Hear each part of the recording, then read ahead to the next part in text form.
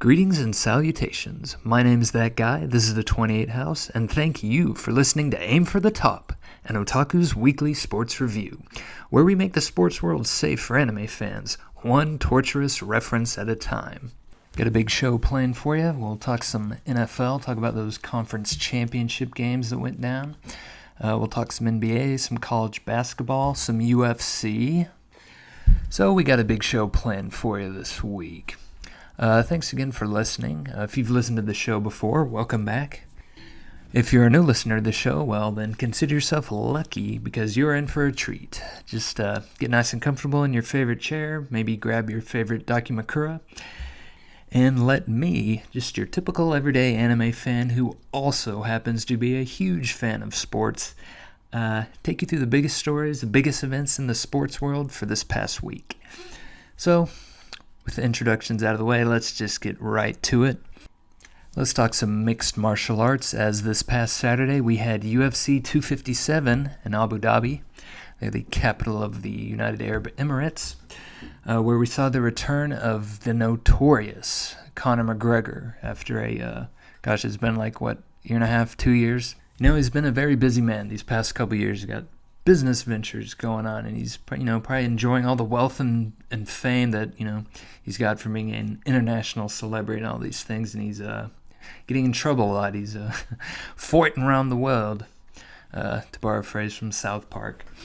But yes, Conor McGregor was back in action against Dustin Poirier. But we'll get there in good time. Let's start with some of the other fights. So let's start at the beginning of the card. So first fight on the main card was a women's bout in the strawweight division between Amanda Ribas and Marina Rodriguez.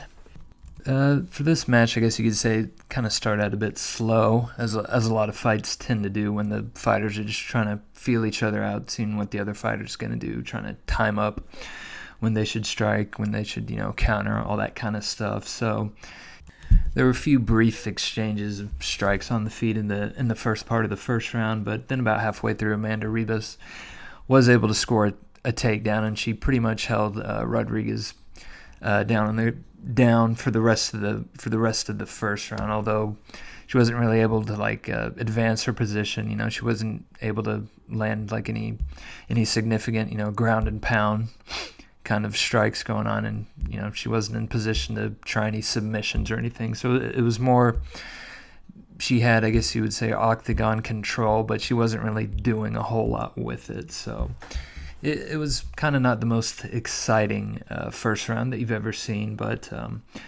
that's the way it worked out. And so you would probably say in that first round that Ribas probably won that first round, just because she was able to get a takedown and keep the fight there basically for the rest of the first round.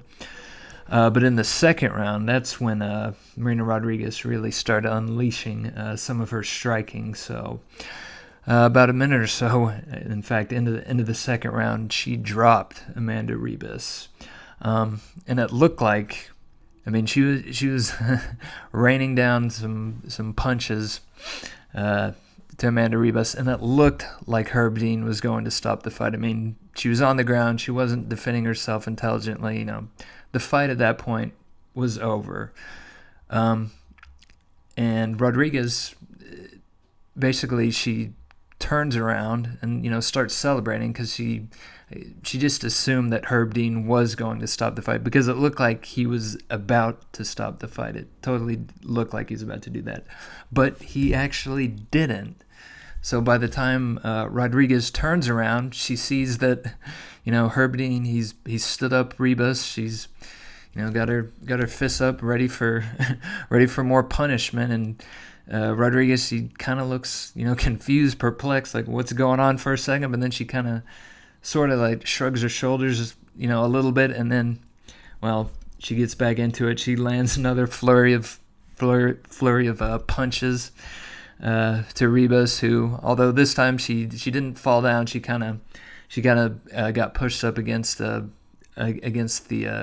fence, and was just kind of doing what she could to defend herself, just trying to survive the avalanche of punches that Rodriguez was unleashing. And mercifully, Herb Dean called the fight. TKO victory for Marina Rodriguez. Very impressive for her. So the second match on the main card was in the men's middleweight division, and that was between Makhmud Muradov and Andrew Sanchez. Kind of like the other fight, this was another one that was mostly on the feet. Both fighters tried like maybe a takedown or two in the first round, maybe in the second round, but they weren't successful at all. The takedown attempts got blocked by both of them. So this was just mostly a striking match on the feet, a lot of kickboxing. That's mainly what this match was. So there weren't a ton of big exchanges in the first couple of rounds, or a lot of strikes where it looked like one fighter took a lot of damage or anything, or they looked really hurt. Although in the second round, Muradov was able to open up a cut on Sanchez's nose. I'm not exactly sure how, because I don't think like it was from an elbow or anything like that, and it wasn't a broken nose, but he did open up a cut on him. But basically for this match, Muradov, you could just tell that he was a little crisper, I guess you'd say, in his strikes. He was a little quicker. He had better accuracy. The ones that he was able to land, those were doing more damage than what Sanchez was able to get. So for the first two rounds, you would say that Muradov definitely won those rounds. So Sanchez probably knew at the beginning of the third round that he was down. He lost those first two rounds on the official scorecard. So he's going to have to get submission, TKO, KO, something to turn the match around, because he wasn't going to win by decision. So we get into the third round, and things aren't looking well for Sanchez, and he gets clocked with a giant right hand from Muradov that you would think would have dropped him. Like when that hit it, you would have thought that, yep, he's definitely going to get KO'd. But amazingly, he was able to stay on his feet. Looked like he was doing a funny little dance, kind of like Konosuba, the second opening song where the main characters have a funny little dance. That's kind of what it reminded me of, like a half-hearted attempt at a funny little dance. He was able to stay on his feet, but at that point, he was pretty much out of it. Muradov comes in with a flying knee and more punches and kicks, and yeah. Ref stops the fight. Makhmud Muradov is your winner. He gets a third-round TKO over Andrew Sanchez. Very impressive for the young Makhmud Muradov. This was only his third fight in the UFC, and he's also on a 14 fight win streak. That's pretty impressive, although, again, most of those were overseas. Obviously against lesser competition, but a big win for him. He got Performance of the Night for that devastating finish of Sanchez. So he moves on. Sure, that'll help his ranking there in the middleweight division. So the third fight on the main card, this was another women's fight. This was in the flyweight division between Joanne Calderwood and Jessica Evil Eye. That's her nickname. Great nickname. For this fight, it was another fight that was mostly on the feet. Gosh, I don't even think I can't even remember if Joanne Calderwood even attempted a takedown. She really didn't need to the entire fight. I think Jessica I, she did attempt a few takedowns, but she wasn't able to get any. This was mostly fight on the feet, lots of kickboxing, lots of punches, strikes, kicks, that sort of thing. And for the most part, Calderwood, she was getting the better of their exchanges. She also had the height advantage, so that probably helped her too. But basically, she was just able to use her size and length to keep I just kind of off balance and damage her when she would try to get too close to try and get in some of her strikes. Calderwood was using a lot of kicks, front kicks too, just to keep distance between her and I. And basically, just the whole time, she was just kind of had Jessica off balance, not knowing what's coming, and she was never really able to get into any rhythm with her strikes or get combinations or anything like that. Very, very choppy for I, but Calderwood definitely, you'd say that Calderwood controlled the pace of the fight. She landed more significant strikes, although she didn't have any real, not a lot of strikes that did a whole lot of damage just one at a time, but the cumulative effect that was definitely in play against all the strikes that she was able to land against I, and she avoided She was never in any real danger. She didn't take any big shots. She was taken down once there in the second round, but I wasn't able to do anything once the fight got onto the ground. So yeah, Calderwood pretty much dominated this fight from the very beginning. She avoided any real damage. She got the better of their exchanges. So Calderwood got the third round decision victory over I. Although one of the judges' scorecards, they did have it as 29-28 going to Calderwood, whereas the other two were 30-27. So the other two had Calderwood winning all three rounds. One judge had I winning one round, but yeah, this kind of fight, yeah, I mean, you pretty much knew at the end of the third round this was going to be a unanimous decision to Calderwood. No surprises there. So she gets the victory over Jessica Evil Eye. So the co-main event was a bout in the men's lightweight division between Dan Hooker, longtime UFC veteran, and the newcomer to the UFC, Michael Chandler, making his debut in the octagon. So pretty big fight for him. Dan Hooker ranked number 8 in the UFC's lightweight rankings, so an impressive performance there. Could probably catapult him into the top 10, and who knows, maybe a fight or two away from a potential shot at the lightweight belt if he was able to have an impressive performance against Dan Hooker. So for this fight, well, didn't really last too long. Only got a couple minutes into the first round, but one thing that was noticeable just from the very beginning that I thought might, play a role into the end of the bout was just the size difference between Dan Hooker and Chandler. You could definitely tell that Michael Chandler was a lot shorter than Dan Hooker, and I thought that maybe Hooker would be able to use that to his advantage. Keep him off balance with some jabs or some kicks, or just generally make Michael Chandler pay when he tried to come in and exchange with him. Just because he was a lot shorter. And Michael Chandler, he's demonstrated in Bellator that he definitely has knockout power in his hands, but fighting against a fighter who's longer than him, that might pose a problem for him. But no, in this fight, it definitely did not. As I wouldn't say there was a ton of the first couple minutes. There were a ton of exchanges, ton of action going on. Again, as a lot of fights tend to be like in the first couple minutes of the first round, the fighters are just trying to get a feel for each other, how quick the other guy is, what they like to do. They don't want to obviously open themselves up to getting knocked out or something right away real quickly, so they're going to kind of play it safe. But really, about halfway through the first round, and in the first big exchange, really, Chandler dropped Dan Hooker with a big left hook that just sent him crashing to the canvas, and Michael Chandler just pounced on him from that point and got more strikes in, unnecessary strikes, I suppose you could say, since it was clear that he was finished, but refs got to stop it. But yep, he pounced on him once he was down. Ref calls the bout. Big TKO victory for Michael Chandler in his UFC debut. He was very excited. He did a backflip off the top of the ring. That was a very impressive display of his gymnastic skills.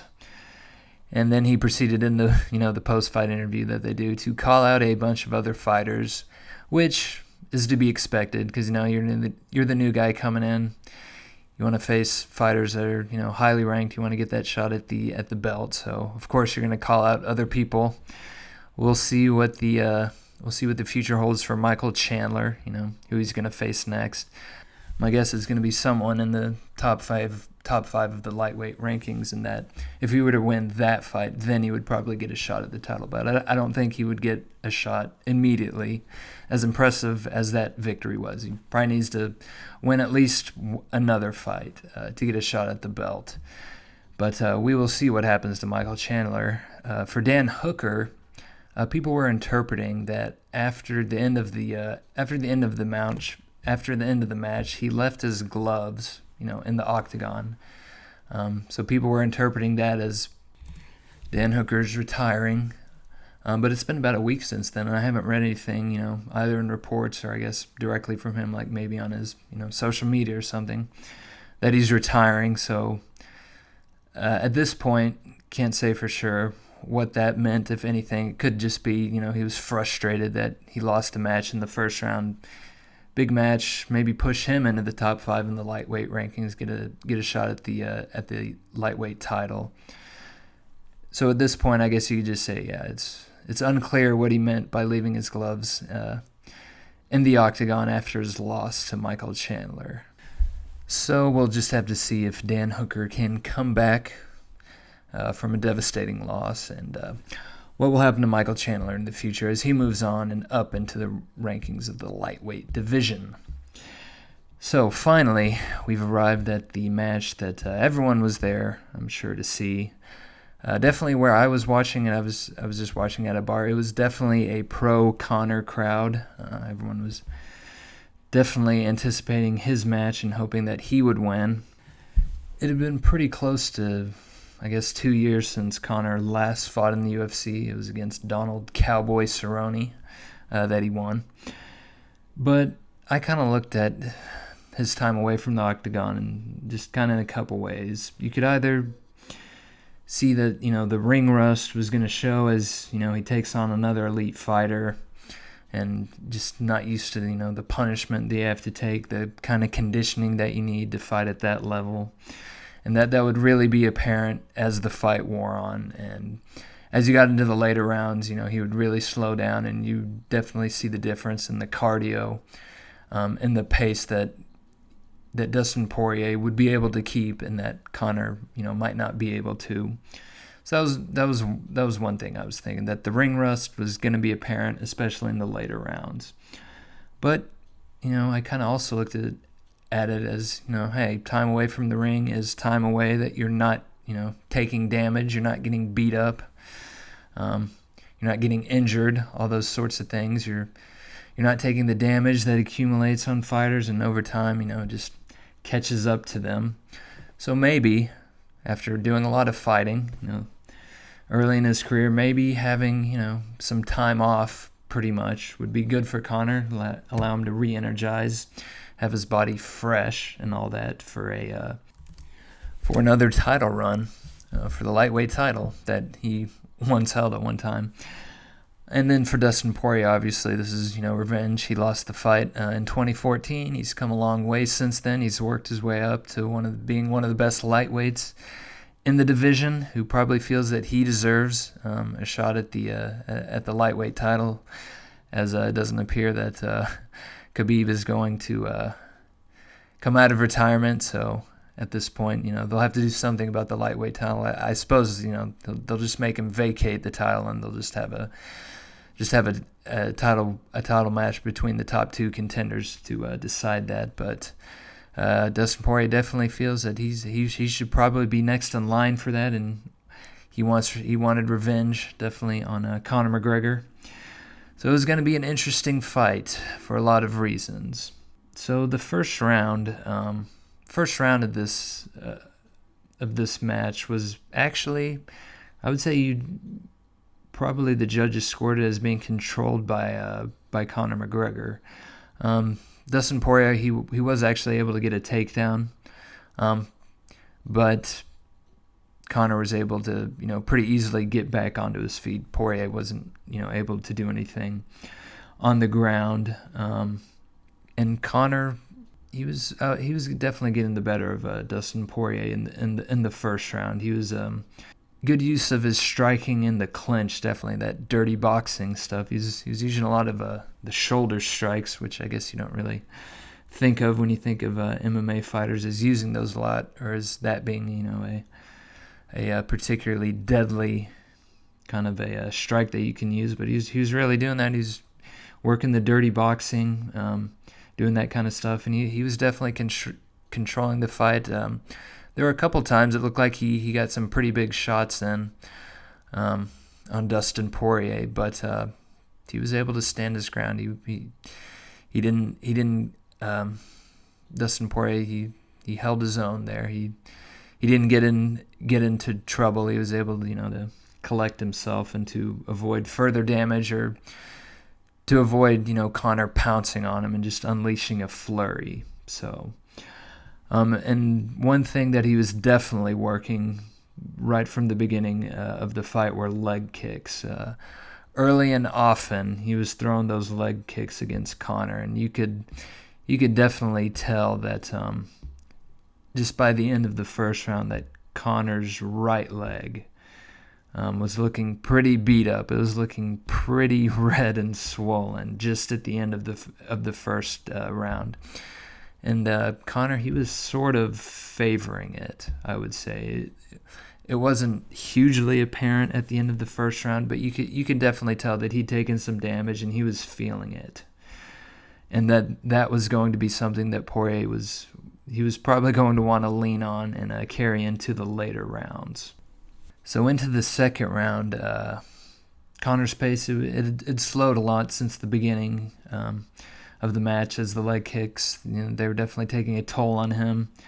And Poirier, he was not letting up with those. And then it became apparent that Conor, he was definitely compromised. He was definitely showing that those leg strikes were getting to him. He was definitely experiencing a lot of discomfort, and his movement, you could tell that he was definitely favoring that right leg. It was not feeling good, and that was all the opening that Dustin Poirier needed, as once he saw that Conor was struggling to keep on his feet because of the leg strikes, Poirier went in. He just unleashed a flurry of punches that just knocked Conor against the cage, onto the ground. Conor, he had no defense for what Poirier unleashed on the ground. Just ground and pound for good measure. Quick stop to the fight. A spectacular second round TKO of Conor McGregor. That definitely had everyone in the bar that I was at. People were pretty shocked at what happened, because, it happened quick. It was, I want to say, 10 to 15 seconds between the time that Poirier realized that this guy, he can't stay on his feet. His right leg is done. If I just come at him right now, he can't stop me.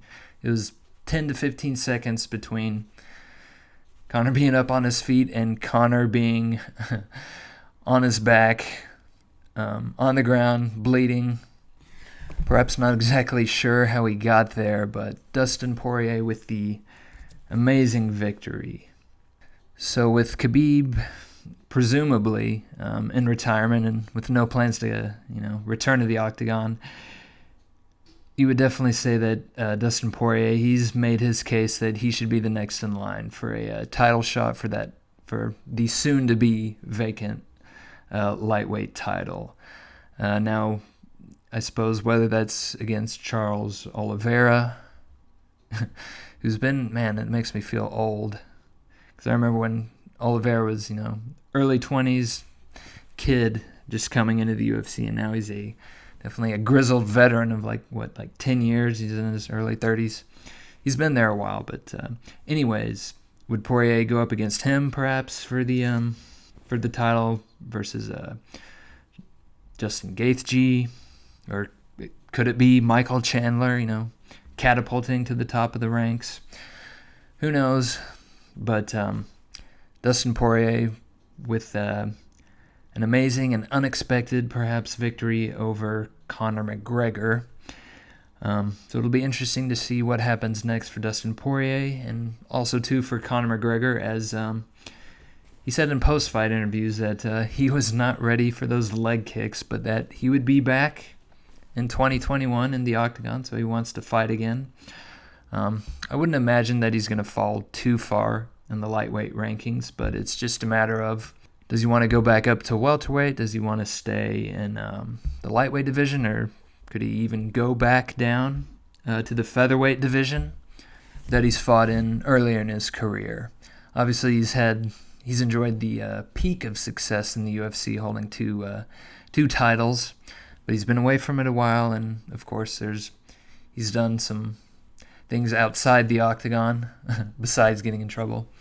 But I suppose you would just have to wonder if he's got the same dedication or the same desire, to work his way back up to get another title shot, to be the best. Because obviously now, he's an older fighter. He's 32 years old, taking some punishment definitely in his day.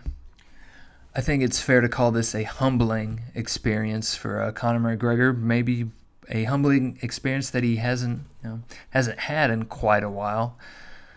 So who knows? Maybe this could be good for his career. This will make him rededicate himself to getting in better shape, to making him a more well-rounded fighter, being able to check some of those kicks so he doesn't get chopped down in another fight. So we will have to see what the future holds for Conor McGregor. But I would say overall it was a very entertaining card, although there weren't any title matches on it, which I suppose for some people makes it less interesting. Less eyes are on it if there's no titles on the line. Overall, I would say entertaining card, a dramatic climax. Although I will say one thing about the UFC compared to all the other sports leagues out there is just seeing the announcers being, face to face in the UFC and not separated by anything, not wearing, masks or anything, being up close and personal with each other while in, the NBA or the NFL or college football or whatever. The announcers are separated by some kind of glass or something. But no, not in the UFC. They don't need any of this social distancing stuff. Anyways, to sum up UFC 257, some pretty entertaining matches, some nice knockouts, an unexpected finale. So all around, a pretty good show. And then UFC 258, that'll be next month, February 13th, from Las Vegas. And the main event there will be the current welterweight champion, Kamaru Usman, taking on Gilbert Burns. So that should be an interesting matchup. Hopefully I get out to see it. And with that, we leave the octagon and we travel to the gridiron as we go to the NFL. It had quite a week, both on the field and off the field. On what I like to just start off the field and then get into the games. So let's start first in Houston, where the tension between the Houston Texans and their star quarterback, Deshaun Watson, is heating up, even with their new head coach hire, David Culley. Yes, that has done nothing to appease Deshaun Watson's anger as he has removed anything related to the Houston Texans from all of his social media accounts. We live in very interesting times where we follow athletes, what they do on their social media accounts to try to get some insight into their thought process and whatnot. But yes, he's definitely has no intentions of playing anymore with the Houston Texans. Apparently, his trade spots that he'd be interested in are Miami and the New York Jets. To be honest, I don't know why he's interested in going to the Jets, other than being impressed, I suppose, with Robert Saleh and what he was able to do defensively at San Francisco. Because if you look at the offensive weapons that the Jets have, you would definitely say they're lacking. It's kind of like a Shinigami without their Zanpakuto toe. I mean, they're not completely helpless, but they're pretty darn close. So going to the Jets, from an offensive standpoint, wouldn't be that much of an upgrade. Probably not an upgrade at all. You would probably say it's a downgrade from what he's got in Houston right now. But so yes, Deshaun Watson interested in the Dolphins and the Jets, and I imagine a whole host of other teams are interested in trading for him, including perhaps my Dallas Cowboys. That would be an interesting trade. Some draft picks and Dak Prescott for Deshaun Watson. It took me a while to warm to Dak since I was a Romo guy. I was hoping in 2016 Romo, he was going to be able to come back after his injury and lead the Cowboys. I thought he would have given us the best chance against the Packers and Aaron Rodgers that year, but that's not the way things worked out. Dak held on to the starting job, and he's turned into a pretty darn good quarterback. I definitely think he's one of the better ones in the league right now, but I do think overall Deshaun Watson is better. It would just be that we'd have to trade a lot of draft capital in order to get Deshaun Watson that we need to bolster the defense, because it wasn't the offense that was the problem this year. It was definitely the defense that held us back. And trading for Deshaun Watson means that we would probably have still a very good offense, but probably a very bad defense. And who knows how much success we could have in our division. Maybe that would be actually good enough to win the NFCs. Maybe 8-9 wins. We could probably get there with Deshaun Watson. That would be good enough. But it'd be an interesting trade, but I don't think it's very likely. That being said, the Texans are acting like they have no intention of trading Deshaun Watson, as in the press conference with their new coach, David Culley, and new GM, Nick Caserio. They both reiterated that Deshaun Watson is going to be the quarterback in the 2021 season for the Houston Texans, and that's how they're operating. So I suppose it's just a standoff between Deshaun Watson and the Texans management of, who's going to blink first. Did the Texans try to cut their losses and trade Deshaun for as many draft picks as they can get, as they definitely need to restock the cupboard after Bill O'Brien traded away some of their picks? Or, is Deshaun Watson, is he serious that he's going to skip out this year? He won't play for the Texans. He just signed a contract extension before the 2020 season that's going to pay him a lot of money. I believe it was something like $40 million annually. That is definitely a large chunk of change. Deshaun's made some money in his NFL career up to this point, being a first-round draft pick, but that would be a lot of money to leave on the table to not play for your team. Although, if you ask me, my guess would be that the Texans, at some point between now and the draft, will trade Deshaun Watson for a number of picks and possibly another quarterback for the Texans that could either be a placeholder for the next guy that they draft or potentially the next quarterback there for the Houston Texans.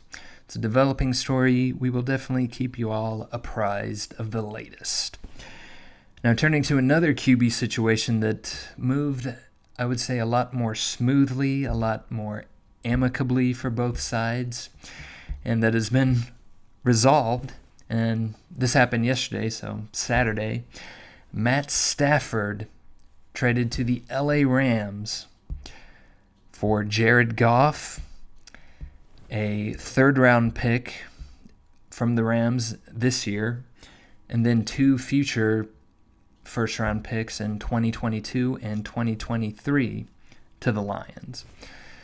So for the Lions, they get 3 additional draft picks, again, a third round this year and then 2 first rounds in the next year. And they also get Jared Goff, a former first-round pick who did lead his team to the playoffs in 3 of the last 4 years. He got to a Super Bowl. He's performed pretty well, although these last 2 years, I suppose you would say, he hasn't quite progressed the way that you would want to see. Had a tendency to turn the ball over these past few years. So in 2019, he had 16 interceptions and he fumbled 10 times, losing 5 of them. And then in 2020, he threw 13 interceptions and he had 7 fumbles and losing 4 of them. But overall, I mean, his passer rating was pretty good. So this past year was 90. In 2019, it was 86.5. He threw 22 touchdowns in 2019 and 20 touchdowns in 2020. His completion percentage was 63% in 2019 and 67% this year, although he threw for under 4,000 yards this year. He had over 4,600 in 2019. Obviously, his best year was certainly in 2018, where he threw 32 touchdowns to 12 interceptions, nearly 4,700 yards, almost 65% completions, had a QB rating of over 101. Even that year, though, he did fumble a lot. He fumbled the ball 12 times, but only lost 5 of them. So the Detroit Lions are getting a quarterback who does have some talent, but I suppose the worry was in LA that he's more of a quarterback that was not exactly a bus driver, but he was the kind of quarterback that is successful in a particular system. But if you take him out of that system, or if the system isn't working quite as well from one year to the next, as there's just going to be natural variation to how a team's offense performs from year to year.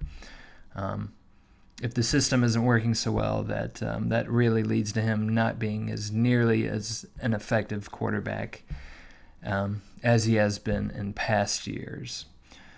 So LA, after 5 years drafting Jared Goff number one, they ship him to Detroit, and Detroit potentially they get their quarterback of the future. Obviously, they got a new GM there in Detroit. They got a new coach in Dan Campbell. They're rebuilding that team, looking to the future, and if things work out, maybe they decide that Jared Goff, is going to be their guy for the future. He obviously has a very big contract. He's making, I believe his annual salary is somewhere around $34 million. That's quite a lot for a QB who you might not think is, one of the better starters in the league. But I would say for Detroit, they get some time at the very least. They get a placeholder quarterback to tide them over for the next couple years. If they decide to use their top pick this year on a quarterback, they could do that because they're going to have a high draft pick. If it's someone like Zach Wilson or Trey Lance, they might want to sit him for a year or two, and they have Jared Goff to do that. And after that time, they can either get their quarterback that they drafted, make them the starter, or who knows, maybe they decide that, Jared Goff is going to be our quarterback of the future. They have some time to decide that. They get draft picks. They get to rebuild that team. So it's a pretty good trade for them. For the LA Rams, they're definitely in a win-now mode. They do not care about those future draft picks. They've traded away quite a lot of them. They're definitely getting one of the more talented QBs, at least from a physical standpoint, in Matt Stafford. There's never been any doubt about the strength of Stafford's arm and his passing ability. Through his career, he's got 45,000 yards. He's completed nearly 63% of his passes. He's thrown 282 touchdowns, 144 interceptions. He's got a career QB rating of almost 90. He's a good quarterback who's been stuck in a situation that hasn't always been the greatest. He's only gotten to the postseason 3 times in his career, in 2011, 2014, and 2016. So he hasn't had a lot of team success, but I think most people would say that it hasn't been because of Stafford that the team has been unsuccessful, especially these last 3 years where the Matt Patricia regime was, I suppose you could call it, an unmitigated disaster and led to his firing.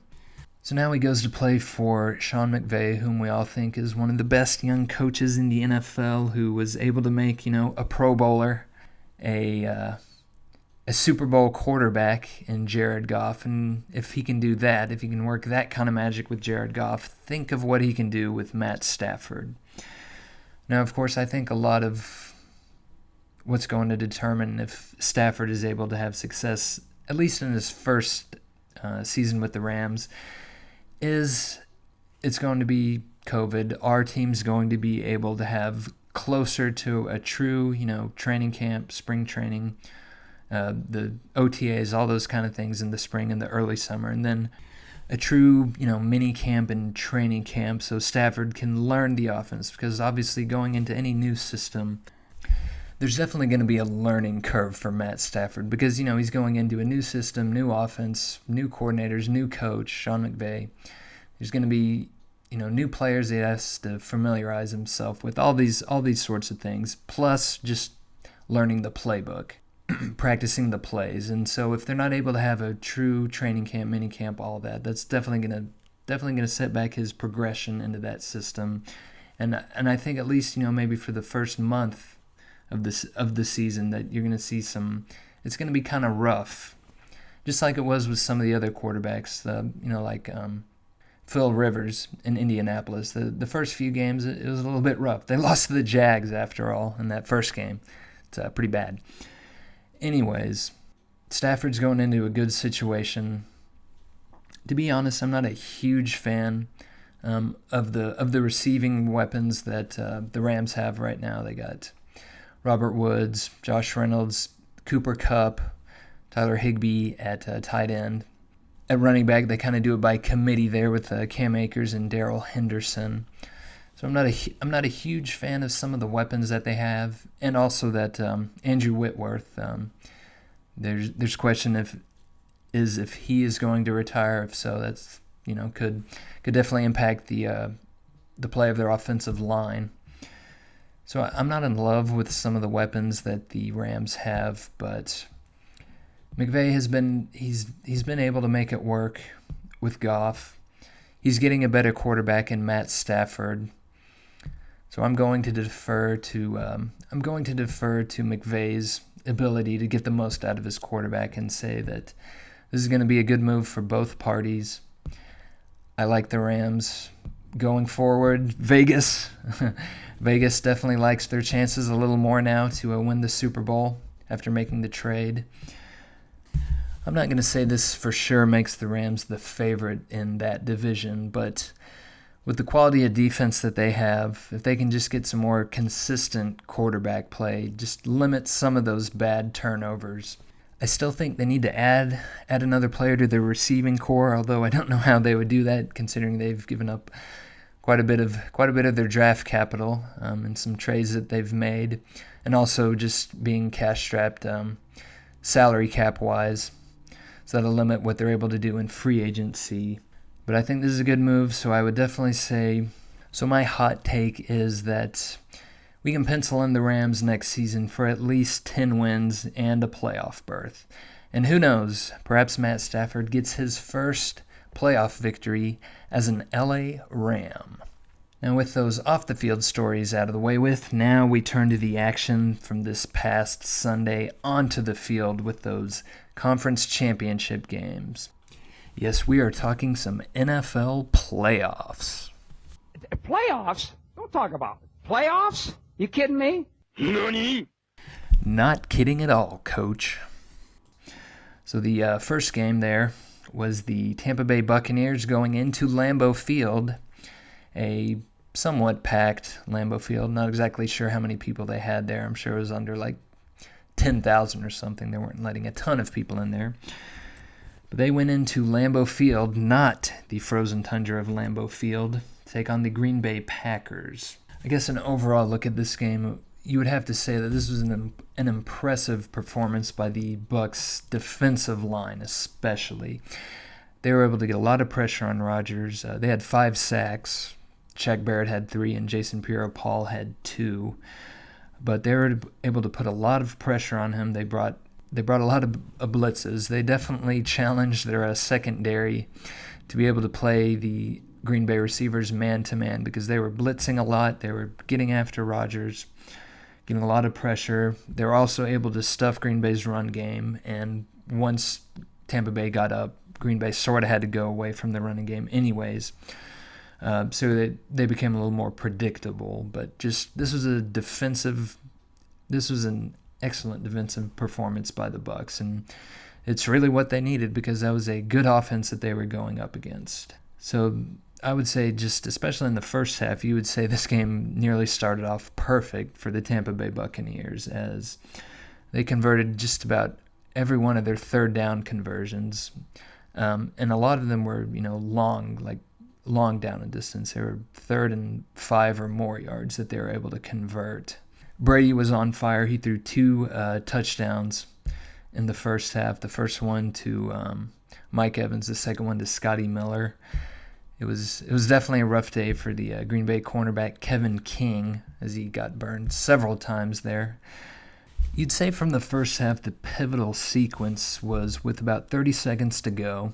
Rodgers throws a pass down the middle intended for Allen Lazard, but a good play by Sean Murphy Bunting, he was able to get the interception. Now on this play, there was you could definitely say it was a questionable non-call, as there was definitely some holding going on. That Sean Murphy Bunting had Alan Lazard's jersey and it was pulling on him, and that was why he was able to get in front of him and get in good position and to make the interception. But what can you do? Sometimes the refs aren't going to see every infraction committed, and there was no pass interference on that play, and Tampa Bay got the ball back in good field position there. I think they got it at about the 50-yard line. So with 7 seconds to go, Tampa Bay drops back. They need at least a few yards, because from that point they're on around the 40, so it's going to be, from there it would be about a 56, 57-yard field goal.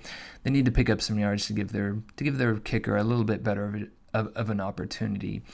Or they could, try throwing it deep, try throw it in the end zone, see if they could get a pass interference call, get the ball spotted at the 2-yard line. They had an option there of what they wanted to do. They could either go the safe route and pick up a few yards underneath to try the field goal, or they could throw it long, try to get a touchdown.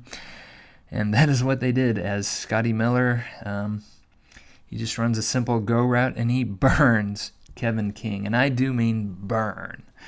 We're talking Endeavor Todoroki style. Mad Burnish even. You can throw them in there. It was a roasting. It was a blaze. Need the fire force to come put it out.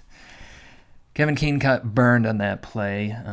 And it was definitely unfortunate, because that was pretty much going to be the only way that Tampa Bay was going to be a touchdown. At that point into the game, not having a safety back there deep to protect against the long ball was definitely a mistake by Mike Pettin, as Kevin King was simply not fast enough to keep up with Scotty Miller, just man-to-man coverage, and Kevin King could not keep up. Safety got there too late. Easy touchdown for the Tampa Bay Buccaneers, and they end the first half up 21-10, which I'm sure was a shock to all of the Green Bay fans there. And the second half didn't start any better for Green Bay, as on their first drive, Aaron Jones fumbles. He gets hit. He actually got injured on that play. He didn't return for the rest of the game, so he fumbled. Tampa Bay recovered, and on their drive, Tampa Bay gets another touchdown, a touchdown pass to Cameron Brate from Tom Brady, and it's 28-10, and Green Bay is forced to play catch-up the rest of the game. Things are looking very grim from that point on. But as good as Brady was in the first half, you would probably say he was just as bad from that point on in the second half, as he throws 3 interceptions. Gave Green Bay some life there, although the one difference was that Green Bay's turnovers were kind of on their side of the field, whereas Tampa Bay's were usually on Green Bay's side of the field. So they didn't set them up in scoring position once they got the turnover. They did have to drive the ball. But still, 3 turnovers. They kept Green Bay in the game. Green Bay is able to get a touchdown to make it 28-23, and then they go for 2 to make it 28-25, so that they would only be down a field goal. But unfortunately, Equanimous St. Brown drops the ball. It kind of looked like it got deflected by one of the Buccaneers' defensive linemen, but it didn't really affect the path of the ball where it was going. So usually in those cases, you say it's pretty difficult for a receiver to make a catch on a ball that gets tipped. But for that one probably should have been caught by Brown. But he can't come down with it, so the Packers are down 5 on Tampa Bay's next drive. They're able to get a field goal to make it 31-23. So for Green Bay's last drive in the game, they were able to drive all the way down, got into the red zone, got inside the 10, weren't able to punch it in, had 3 incomplete passes. So it's 4th and goal, and Matt LaFleur makes the controversial decision to kick a field goal in that situation rather than try to get a touchdown and then go for 2 to tie up the game. Now, LaFleur, he reiterated that after game that he felt like it was the right decision that he made, that their decision-making process was good, that got them to that decision. Rodgers, he was a little bit less enthusiastic about it. He kind of skirted the issue somewhat, saying it wasn't his call. But On the broadcast, they definitely disagreed with that, and I think probably every Green Bay fan disagreed with that. Myself watching the game, I definitely felt like Green Bay should have gone for the touchdown. Try and get that and try and go for the 2-point conversion to tie the game up. I feel like at that point in the game, the better odds are your offense getting a touchdown and a 2-point conversion, rather than depending on your defense to stop the Buccaneers with enough time for your offense to actually work the ball all the way down the field again to get another touchdown, which would let you win the game. But in that scenario, a lot more things have to go right for you, because it would be one thing if the Packers, had a stifling defense, or if their defense was playing particularly well that game. But Tampa Bay, they averaged 5.8 yards per play. They 7.4 yards on passing plays, and up to Tampa Bay's last drive, they had gotten 310 yards on offense, which takes into account that Tampa Bay had a couple pretty short drives because of Green Bay turnovers. So even though the Tampa Bay offense had maybe slowed down a little bit in the second half, mostly because of Brady's interceptions, Green Bay hadn't really been stopping Tampa Bay all game. Even if they had stopped Tampa Bay, they were going to have to use all their timeouts, so they weren't going to have a lot of time to work with, and they would have had to have driven the ball all the way down to get another touchdown. Now, granted, even if Green Bay had gone for the touchdown and gotten the 2-point conversion, they still would have had to have held Tampa Bay. They couldn't let them get any points, so they would have had to get a stop at some point, because you can imagine that Tampa Bay wouldn't have been like super conservative in their offensive play calling at that point in the game. I mean, they have Tom Brady. Sure, he's thrown 3 interceptions, but they brought him there for these kind of situations, to win a big game, a playoff game, there at the end, tied up, pressure situation. So it was going to be a challenge either way for Green Bay to get a stop, but at least in that scenario, they wouldn't have had to have gotten, a 3 and out and gotten the ball back. They just would have needed a stop and not give up any points to Tampa Bay. So, maybe they give up 20, 25 yards, but Tampa Bay's not able to get in field goal range. They get a couple first downs. They might chew up some clock, but if they force a punt, Green Bay probably wouldn't have much time to work with. But, they could kneel the ball, go into overtime, see what happens, give themselves a chance to win the game. But not even giving your offense a chance on fourth and goal to get the touchdown and get potentially the 2-point conversion, not even giving them a chance to do that. I would say in that scenario, facing that offense, that's going to be hard, to stop, because pretty much by kicking the field goal, the game being 31-26, if Tampa Bay got 2 first downs in this game, the game's over. That's it. They didn't have to get any points. They just needed 2 first downs. That would make Green Bay burn all their timeouts. That would chew up the rest of the clock. 2 first downs, the game's over. That's a pretty tall task. To ask the Green Bay defense against a Tampa Bay offense that is pretty good, has a lot of weapons. But as it works out, so yes, in my view, LaFleur definitely should have been a little more bold in that situation. It's unfortunate that the Surrender Index Twitter account does not do those kinds of situations for the cowardly calls by coaches. They only do it for punts. Definitely going for that field goal in that situation probably didn't give your team the best chance to win. But they did it. They tried to rely on their defense to get them to stop, to give their offense some time to work with, to get the ball down the field and go for a touchdown. But it did not work out that way, as on a critical 3rd down, Kevin King, the cornerback, he definitely, like I said before, he had a rough day. He gave up a couple big touchdowns Mike Evans and Scotty Miller. On this play, he held the Bucs receiver, whose name escapes me at this moment. I know he's a rookie. It was definitely a holding, although I suppose it looked a little more egregious, slowed down when you see how much he's yanking against the Tampa Bay's player's jersey. Definitely looked worse in slow motion than it did in real time. But there's no doubt that it was pass interference. So that gets called. First down to the Buccaneers. And at that point, the game is pretty much over. Tampa Bay they do get another first down of I think it was kind of like this reverse run to Chris Godwin, but that was just icing on the cake. That penalty on Kevin King that gave Tampa Bay the first down, that ends the game. The Bucs go into Lambeau and win 31-26, sending Rodgers yet again home after another NFC Championship appearance. Meanwhile, for Tom Brady, his 18th season of being in the playoffs, 10 Super Bowl berths, 6-3 in those.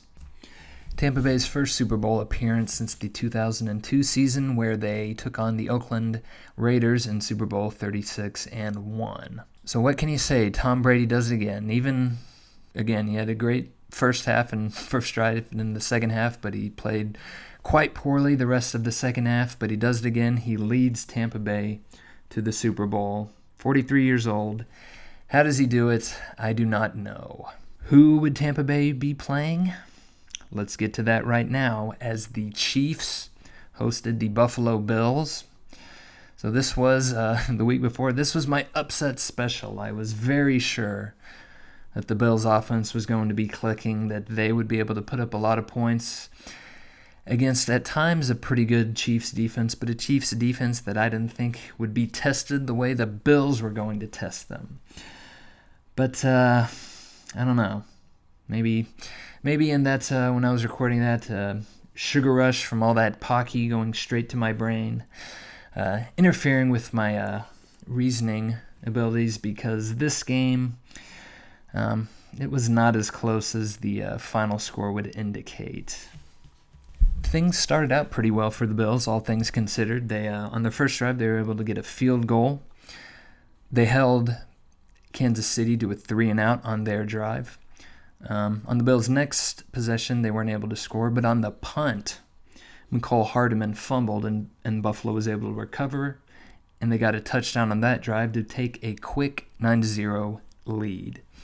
Now, this is the Chiefs we're talking about, so there's no strangers to getting off to slow starts in playoff games and making wild swings in momentum and going on scoring runs that leave the other team in the dust, and that's kind of what happened, because after that point, so it's 9-0, the Chiefs went on a 38-6 run to put this game away at 38-15, and I'll be honest with you, at that point in the third quarter, I stopped watching the game. I had other things to do. What can you say about Kansas City? They're one punch, man. When they get serious, when it's time to go, it really doesn't matter who their opponent is. You know who's winning the fight, and it's not going to be the other guy. So, to be honest, Buffalo, they were actually lucky on that first possession that Kansas City that they were able to force a 3-and-out, because on third down, Mahomes threw a perfect pass to Tyreek Hill, who got in between the cornerback and the safety. So it had to be a perfect pass to complete that, because they're well aware of Tyreek Hill and his speed. They were double covering him, but there was a small window for Mahomes to fit that pass in. It was a perfect pass. Hill, he just dropped the ball. That was probably his only mistake that entire game. So from that point, Buffalo, they got lucky. They got lucky with that third and out. They got lucky that McCole Hardman fumbled that punt, but afterwards, the Kansas City offense was able to do whatever they wanted against Buffalo. In addition, I thought this was a pretty impressive performance by the Kansas City defense, because that was a very, very explosive Buffalo offense that they were going up against, and they were able to get a lot of pressure on Josh Allen. Didn't let him get really into any rhythm.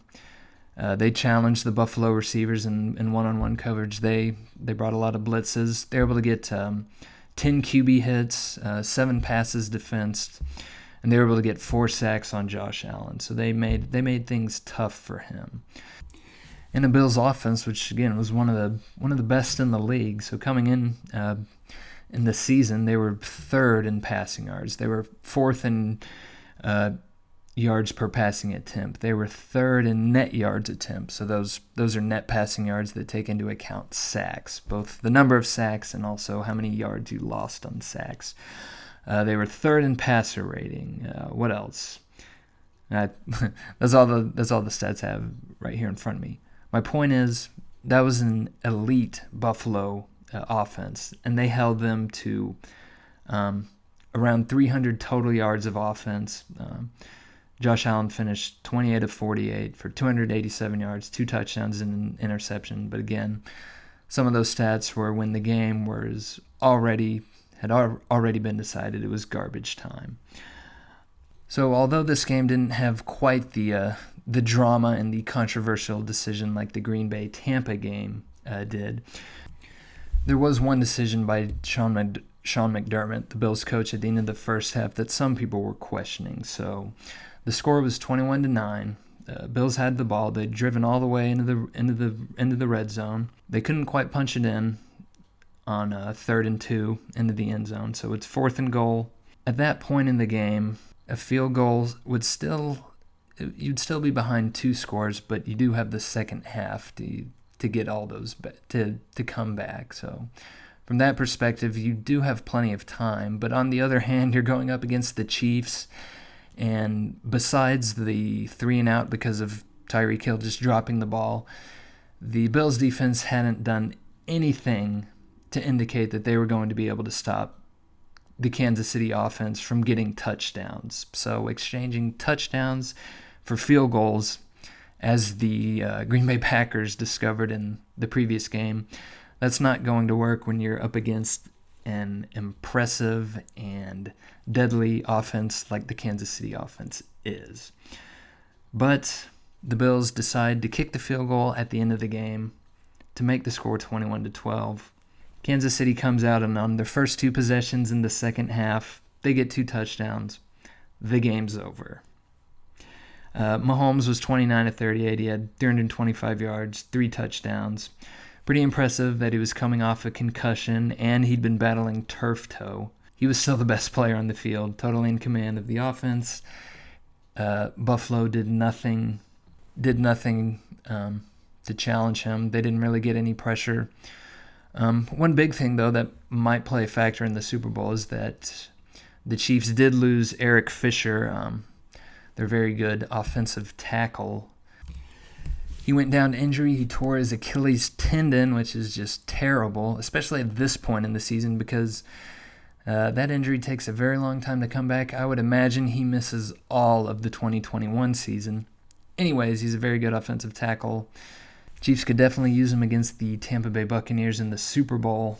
But getting back to this game, dominating performance by Kansas City, let's say in 2 phases. They didn't dominate the 3rd phase, perhaps, but they definitely dominated on offense and defense. Bills were outclassed, unfortunately. So Kansas City returns to the Super Bowl to try to repeat as the champions. So I'll have more preview. I won't do preview now. I want to try and do a little more investigating, do a little more research, maybe try to come up with maybe some kind of interesting trend or something that I can see in the data about this matchup that might be interesting, that might indicate what's going to happen. I'll do that. I'll try to get that out Friday or no later than Saturday. I don't want to do this on Sunday. I want to get it out before the game starts. So anyways, I'll save my preview for then, but yes, it is going to be. So in Super Bowl 55 in Tampa Bay, I believe this is the first time that a team has been able to play the Super Bowl in their own home stadium. Super Bowl 55, Tampa Bay versus Kansas City. Brady versus Mahomes 2. Should be a very entertaining matchup next Sunday. And now it is that time of the show when we get Char to fire up that Zaku, get the Minovsky fusion reactor going, as we travel around the sports world 3 times faster. That is right, your sensors are not mistaken, 3 times faster. So first, we go to the NBA. Let's start with the Pelicans. So the Pelicans maybe are looking to trade Lonzo Ball. I don't know. I will admit he's having a tough start to the year. He's only shooting 30% on his three-pointers. His true shooting, his effective field goal shooting, his usage and his assist percentage on the plays that he's involved in, they're all down. But on the other hand, it's only 15 games into the season, and he's adjusting into a new system. So maybe we should all tap the brakes just a little bit.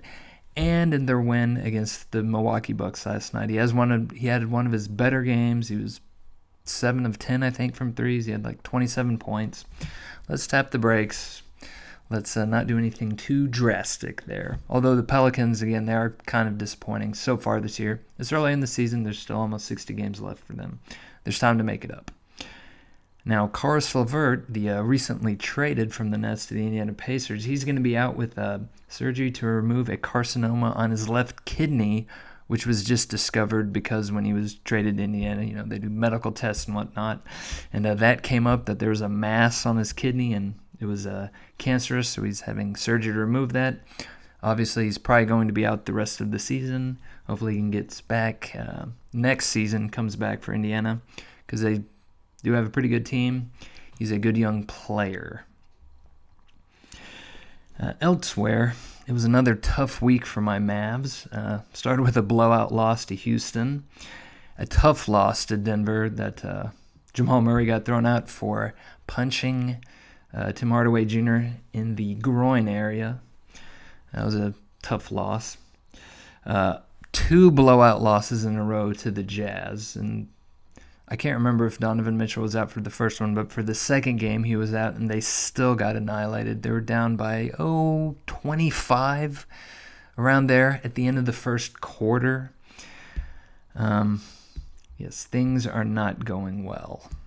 And then they followed that up with another loss, this time to the Phoenix Suns, who they actually play again. 111-105, and they were without Trevor Booker. Didn't matter. Yes, things are not going well with the Mavericks. I believe that is 5 straight losses. Yeah. 1, 2, 4, 5. Yeah. 5 straight losses to the Mavericks.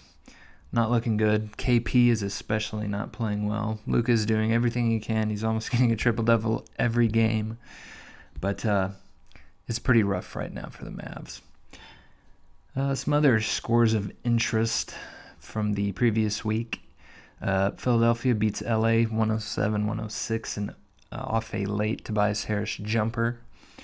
The Nets beat the Hawks 132-128 in overtime. Earlier in the week, actually, the Hawks also beat the Clippers without Kawhi Leonard and Paul George, 108-99, behind 38 points from Trae Young. The Spurs beat the Celtics 110-106, getting 21 points from DeMar DeRozan on 7 of 8 shooting. That's ridiculously efficient. And just yesterday on Saturday, in the ABC Saturday Night Primetime game, the Lakers beat the Boston Celtics 96-95. Jason Tatum and Jaylen Brown had 30 and 28 points, while Anthony Davis led the Lakers with 27 points in that game. Went down to the very last possession.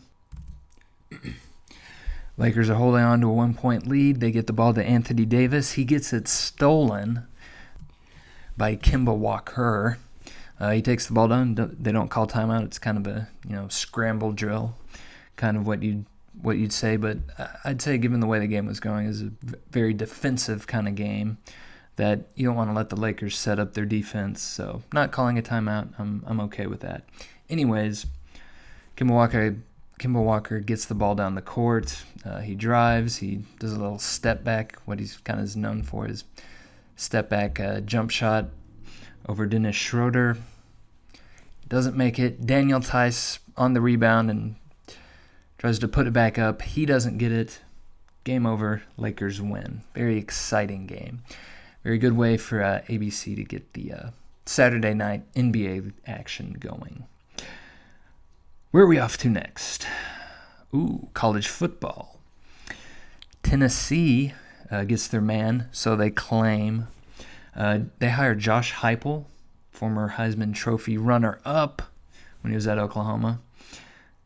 They won the national championship game that year. The past 3 years, he was the head coach at University of Central Florida following Scott Frost. He went 28-8. I will say, Josh Heupel, he definitely looks a lot different than his college days playing there at Oklahoma, slinging the ball. He definitely is enjoying the fruits of his success with his Majin Buu-like physique. Anyways, he goes into a tough situation in Knoxville because there's potential NCAA sanctions coming against them for some recruiting infractions under Jeremy Pruitt. There's also been players leaving. Their leading rusher just announced a few days ago, Eric Gray, that he's transferring to Oklahoma. So things are not going to be easy there in old Rocky Top for Josh Heupel. Meanwhile, Pat Fitzgerald, the head coach at Northwestern, gets a 10-year extension. He's 106-81 in 15 seasons at Northwestern. That is very impressive. He's definitely on his way to being the Detective Conan of the college coaching world. I mean, shoot, he's only in his mid 40s, and he's already got 15 seasons under his belt. How many more can he get? Who knows?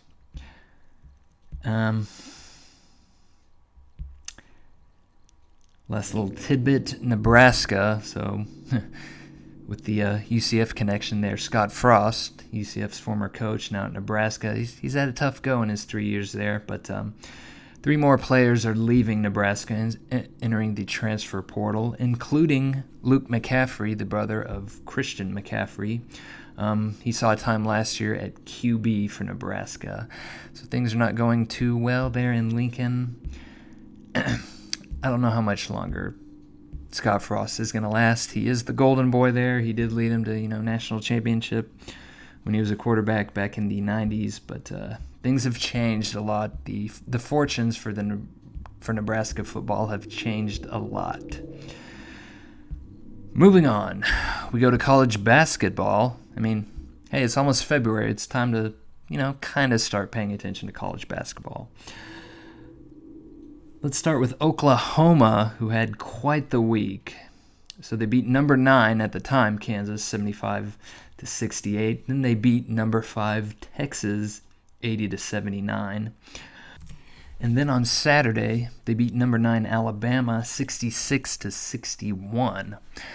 That is a very impressive week that the Sooners have had. I would imagine they're going to skyrocket in the rankings, and the bracketologists will have quite a day in figuring out where they might be projected to go in the NCAA tournament. My Ags, yes, Texas A&M, we are struggling. We've lost 5 of 6. Last time I checked, we're at 2-6 in the SEC.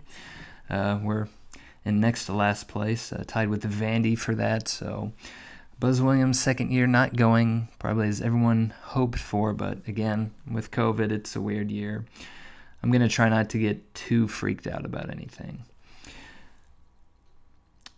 Meanwhile, in Virginia Tech and Blacksburg, things might get a little bit tougher as they were off to a very good start. They were 12-3, 6-2 in ACC play, third place. But earlier this week, Tyrese Radford, their forward, their second leading scorer at 11 points per game and second in rebounds at 6.3.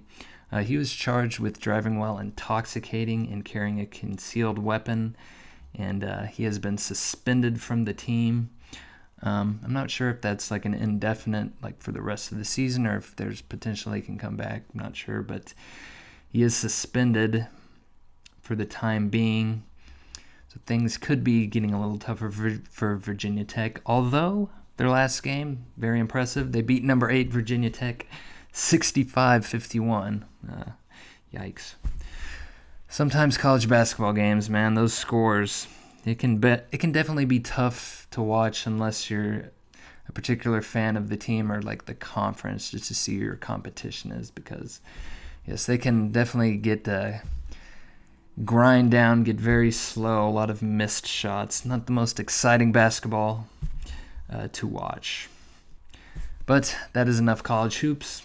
Let's go to the MLB very quickly. The Colorado Rockies trade their 5-time All-Star third baseman Nolan Arenado to the St. Louis Cardinals for cash considerations up to $50 million, according to reports by ESPN.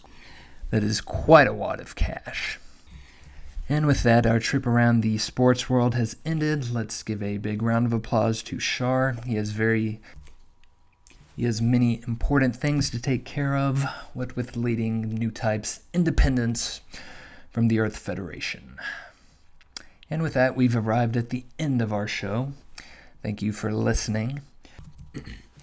We appreciate it. If you enjoyed the show, please subscribe to us on Podbean, where you can use either the Podbean app or you can go to the website and just look up Aim for the Top. You'll find the Podbean website for the show.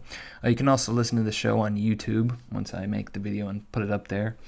Working on getting it put up on the other podcasting sites like Spotify and Apple Podcasts, all that. Just got to get the cover art, the logo. Well, not the logo, but I think they call it the cover image or whatever.